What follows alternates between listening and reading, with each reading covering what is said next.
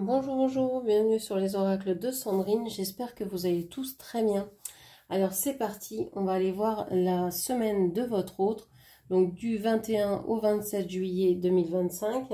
Donc votre autre c'est qui? C'est la personne à laquelle vous pensez, que vous soyez ensemble, que vous soyez à distance, que vous soyez, que vous n'ayez plus de nouvelles. Bref, c'est la personne que vous avez dans le cœur, dans la tête. On va aller voir comment va être sa semaine à lui. Donc je pars du principe que c'est un homme. Vous adaptez évidemment mes propos en genre, en nombre. Ici, cette image le représente dans ce tirage. On va aller voir donc quels sont ce qui va lui arriver cette semaine. Merci de votre présence sur ma chaîne. Merci de votre écoute. C'est parti. Qu'est-ce qui va arriver à votre autre cette semaine? Quelles sont ses énergies, son état d'âme, son état d'esprit cette semaine du 21 au 27 juillet? Qu'est-ce que l'on vous dit?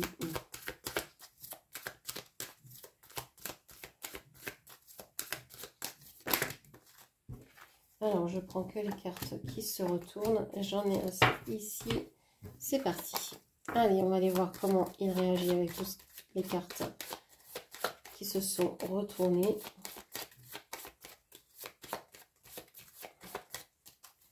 Alors, on vous parle de la croix, on vous parle de l'arbre, on vous parle du jardin, on vous parle du fouet, on vous parle de lui et on vous parle d'une autre énergie. Alors, qu'est-ce qu'on vous dit ici?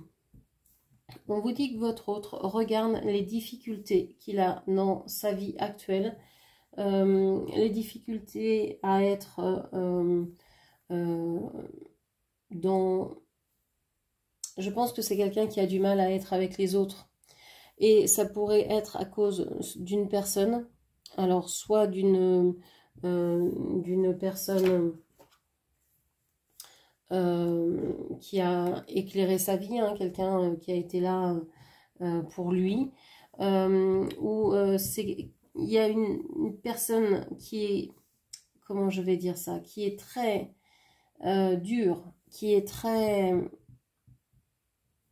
autoritaire, qui est en train de faire le ménage entre votre autre et sa famille, et ses amis, et tout ce qu'il aime en fait, et qui est en train de mettre un point final, qui est en train de mettre une distance entre cette partie-là de sa vie et cette personne.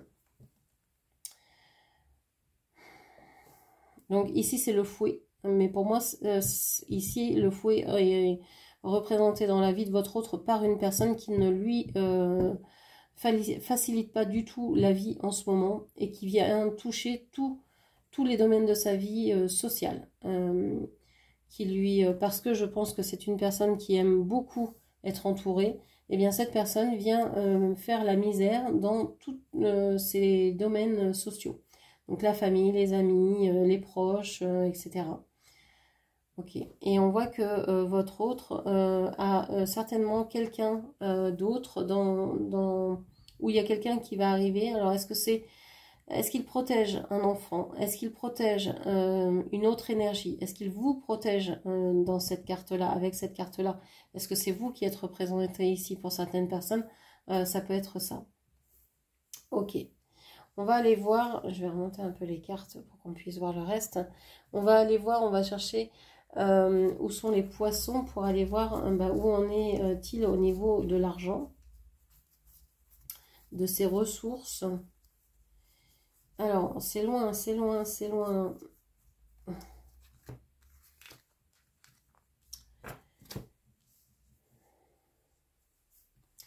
Alors, on a la faux, les poissons et le bouquet.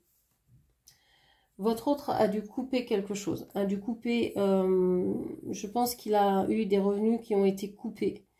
Une source de revenus qui a été coupée, mais c'est peut-être un mal pour un bien. C'est-à-dire que si il dépendait par exemple de cette personne qui lui veut du mal, qui veut gérer sa vie à sa place, si il était sous cette personne, sous le joug de cette personne vis-à-vis du domaine financier, c'est peut-être pas un mal que ce soit coupé, hein, qu'il n'ait plus de vivre de cette personne-là, parce que comme ça, il a affaire à lui et à lui seul. Il y a quelque chose qui s'arrête, qui se coupe dans ses énergies à votre autre, au niveau financier, matériel. Il y a peut-être une prime, quelque chose qu'il n'aura plus, mais qui finalement, ça lui rend service parce que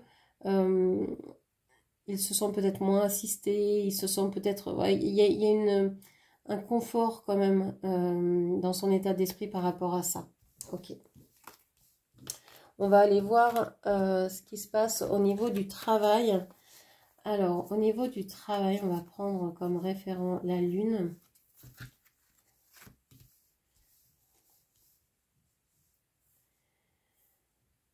Au niveau du travail,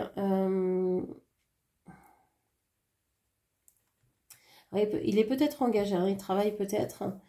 Soit il travaille en lien avec cette personne-là, qui lui veut du mal, hein, ou qui est compliqué à vivre, ou qui essaye de gérer sa vie. Il y a peut-être un lien avec cette personne. Il est sûrement en contrat, il a sûrement du travail et un engagement par rapport à ce travail-là. Mais on voit qu'il y a beaucoup de discussions quand même. Je pense qu'il essaye de sortir de ça et qu'il a envie d'aller vers d'autres occupations, d'autres travaux, d'autres emplois. C'est quelque chose qu'il ne voudrait plus faire, je pense. L'activité dans laquelle il est actuellement, s'il en a une, je pense qu'il ne voudrait plus la faire, ne voudrait plus être engagé de cette manière-là, et il voudrait pouvoir faire autre chose, travailler autrement, avoir d'autres activités, d'autres emplois, ou être peut-être accompagné, être peut-être avoir des associés, etc. par exemple. Ok. On va chercher le fouet, les difficultés, mais on les a là. Quelles sont les difficultés que votre autre rencontre? Eh bien, c'est que il est très proche de... il y a une personne dans son entourage, hein, qui est source de problèmes en fait. Et que tant qu'il n'aura pas éliminé cette personne de ses relations, tant qu'il n'aura pas coupé les ponts avec cette personne ou avec cette situation, eh ben, ce sera difficile dans sa vie, quoi. Les difficultés, elles sont là, elles sont dues à cette personne-là. Pour ce qui est des amis et du cercle social, ben on l'a ici, hein. Le cercle social, pour votre autre, c'est beaucoup la famille. Alors la famille de sang, de cœur, peu importe, d'âme. Ce sont toutes les personnes qu'il considère de sa famille, mais on voit que dans ce cercle-là, il y a une personne qui est très très négative et qui lui fait la vie dure, quoi. Qui le mène à la baguette, et c'est vraiment pas ça. Alors, on va aller voir avec le murmure des animaux comment est sa vie concrète. Et ensuite, avec le murmure des fleurs, on ira voir quelle est sa relation amoureuse. Alors, la vie concrète de votre autre, là j'ai énormément de cartes. On a le vautour, les imprévus, la faim. On a la dépendance avec le koala. On a le hibou avec la partie sombre, obscure, la tristesse. Et on a le panda, la force tranquille, la détermination. Bon, les cartes sont quand même assez sombres, comme vous pouvez le remarquer. Moi, j'ai l'impression que votre autre tourne la tête un peu dans tous les sens, sait plus où il en est un peu perdu. Il y a trop d'imprévus, il y a trop de choses qui vont, qui viennent, qui le touchent. En plus, il est dans des dépendances, alors dépendance affective, dépendance financière, dépendance à quelque chose, à une substance, à un produit, au travail, à l'argent, à la superficialité, aux autres.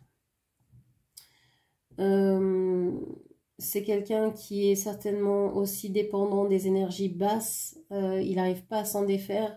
Ça lui colle à la peau, ça le fragilise. mais c'est quelqu'un qui est déterminé à arriver à se sortir de tout ça. Alors c'est compliqué, il ne sait pas comment s'y prendre, il y va dans tous les sens, donc il avance pas énormément, hein.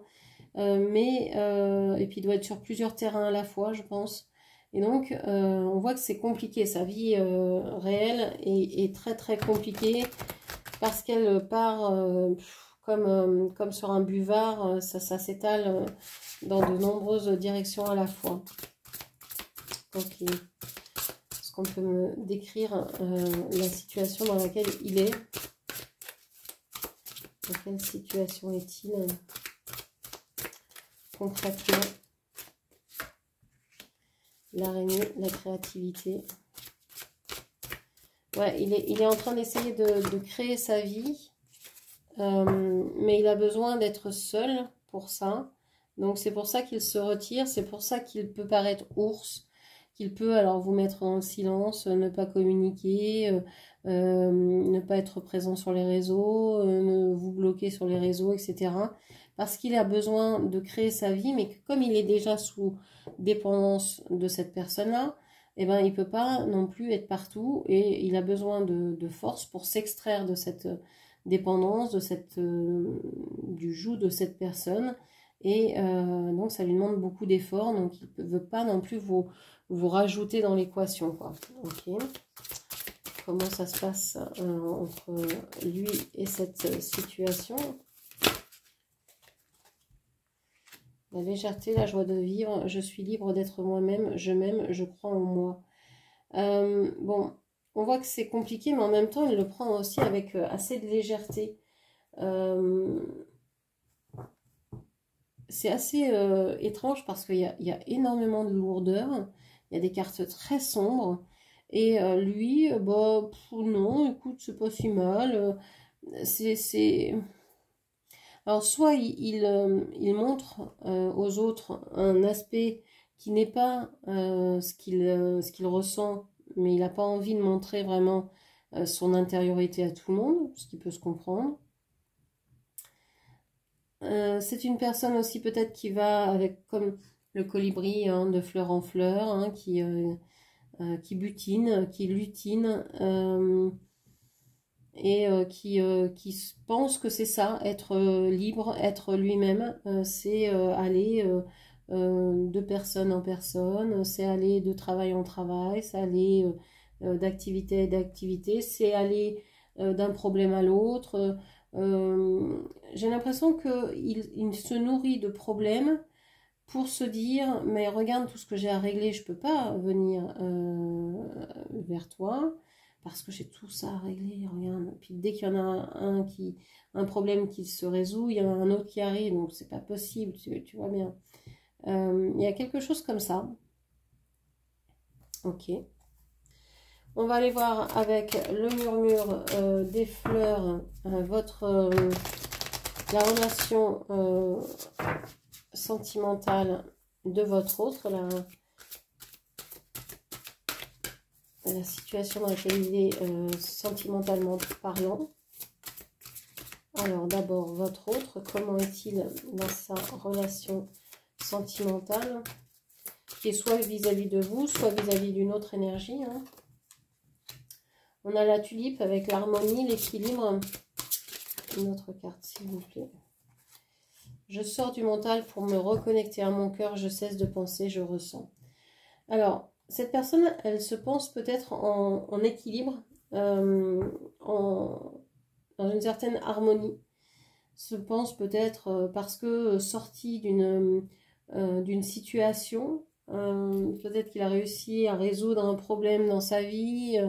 Il a mis cette personne en sécurité, il s'est éloigné de cette personne, il ne la regarde pas, donc pour lui peut-être que c'est ok, c'est là je suis en équilibre, c'est bon, je suis habituée à gérer mes problèmes, donc c'est bon, ça je sais faire. Mais en fait on lui dit qu'il faut peut-être qu'il sorte du mental, il faut peut-être qu'il se reconnecte à son cœur et qu'il finisse par ressentir et qu'il arrête de penser mais qu'il ressente. Est-ce que vraiment il se sent bien avec toutes ces énergies sombres autour de lui? Est-ce qu'il se sent bien avec des coups de fouet sur le dos à chaque instant? Est-ce que vraiment c'est ça l'harmonie, l'équilibre pour lui? Est-ce que c'est vraiment ça dont il a envie? Ok. Comment est la personne en face de votre autre? Déni, se mentir à soi-même. Qu'est-ce qu'on a d'autre? Les larmes, la déception. Alors, moi j'ai l'impression qu'il y a quelqu'un ici avec la tulipe. La tulipe me fait toujours penser à quelqu'un un peu d'égoïste. Ce sont les premières fleurs du printemps. Alors, peut-être pas les premières, mais dans les premières du printemps. C'est comme si c'était regardez-moi, je suis admirable parce que dans les premières à sortir, dans les plus belles à sortir après l'hiver, etc. Il y a une idée un peu d'égoïsme, d'égocentrisme, je pense, avec la tulipe. C'est une fleur qui, pour moi, est assez grossière. Elle a des grosses pétales ou des gros pétales, je ne sais jamais comment on dit. Je la trouve assez simple et assez, vous voyez, par rapport à d'autres qui sont beaucoup plus travaillées, beaucoup plus avec des petits détails et tout ça. C'est assez grossier comme fleur, même si c'est une fleur magnifique et que j'adore également. C'est peut-être ici, votre autre est peut-être dans une énergie de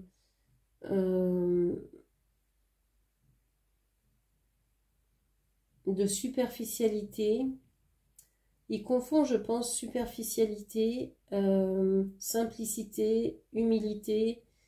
Je crois qu'il y a un gros mélange avec toutes ces notions-là.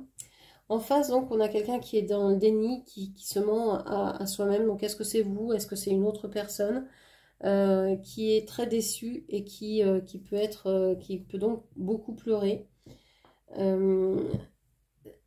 Les énergies sont interchangeables, hein. Peut-être que vous vous reconnaissez plus ici et que votre autre, vous le reconnaissez plus là. Enfin, voilà, vous vous adapterez, c'est propre à chacun.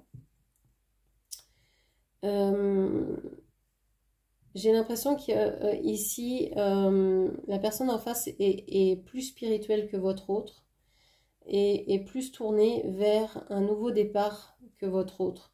Votre autre est encore en train de se dire qu'il peut peut-être sauver quelque chose, qu'il veut maintenir un certain équilibre pour sauver une famille, les apparences, une maison, je sais pas quoi. Ok. Qu'est-ce qu'on vous dit d'autre? Où en est la relation?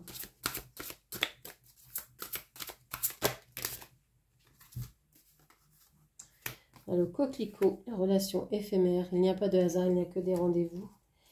Le coquelicot, la relation éphémère. On vous dit qu'avec cette personne, la personne avec laquelle est en ce moment votre autre, ou peut-être avec vous, peu importe si vous vous retrouvez ici ou pas, on vous dit que c'est une relation plutôt éphémère, ou qu'il visualise comme ça. Mais en même temps, il sait que peut-être que c'est une relation qui n'a pas duré très longtemps, votre relation, ou cette relation, mais que ça n'a pas été un hasard si vous vous êtes rencontrés. Que c'est un contrat et que c'est un rendez-vous, que c'est quelque chose qui a été important et qui a été non négociable et non évitable, on va dire. Parce que ici, oui, la relation a été de courte durée. Vous êtes peut-être revus à un moment donné, vous pensiez que ça allait perdurer, etc. Et en fait, non. Donc, déception, etc. Mais peut-être que cette relation-là, elle était juste là pour vous faire comprendre quelque chose, pour faire évoluer une façon de penser, une façon d'être, une façon de vous comporter. Peut-être que vous accrochiez à cette relation ou à toute relation comme si il en dépendait de votre vie, que cette relation soit dans votre vie justement. Et en fait, bah oui, c'est chouette d'être en relation sentimentale. Évidemment que c'est chouette. mais vous êtes autre chose que ça. Vous existez au-delà de cette relation-là. Et je pense que cette relation, elle vient vous montrer que, évidemment, que c'est chouette d'être avec cette personne, mais c'est aussi chouette d'être seul et de pouvoir vous créer, vous créer, c'est bizarre ça, c'est ce qui m'est venu tout de suite, de vous réaliser en dehors de cette relation-là. Et peut-être aussi que c'est ce que votre autre est en train de réaliser. Ben, ça a été une relation de courte durée, mais c'est une relation qui m'a beaucoup apporté parce que c'était un rendez-vous, c'était un instant à ne pas louper, c'était quelque chose de tellement fort que tout le reste pourrait paraître fade à côté de cette étincelle. C'est un moment comme, vous savez, un feu d'artifice, quelque chose qui impressionne tellement que ça reste dans la rétine, ça reste dans la tête et ça s'imprime en fait. Et on y pense tout le temps, etc., etc., même si ça a été juste une seconde. Et c'est pour ça aussi que vous êtes dans sa tête, qu'il est dans la vôtre, etc. Ça a été terriblement intense. Ok. Donc voilà ce que je pouvais vous dire pour cette semaine. J'espère que cette lecture vous aura parlé, guidé. N'hésitez pas à la commenter, partager, liker et puis bien sûr à vous abonner à ma chaîne. Merci de m'avoir écouté jusqu'au bout. Je vous embrasse et je vous dis à très bientôt. Merci, au revoir.